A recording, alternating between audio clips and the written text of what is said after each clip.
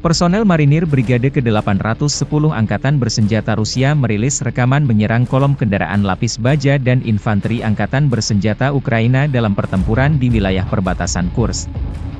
Marinir Sevastopol terus menghalau upaya terobosan musuh dan melakukan serangan balik, demikian keterangan video 18 Agustus.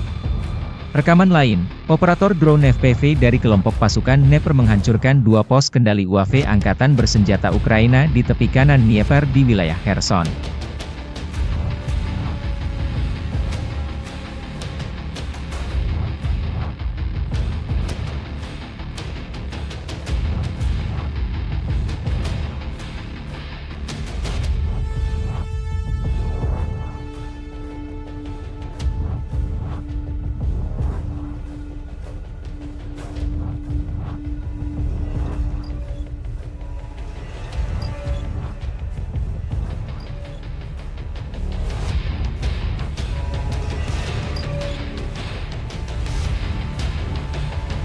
Download Tribun X sekarang, menghadirkan lokal menjadi Indonesia.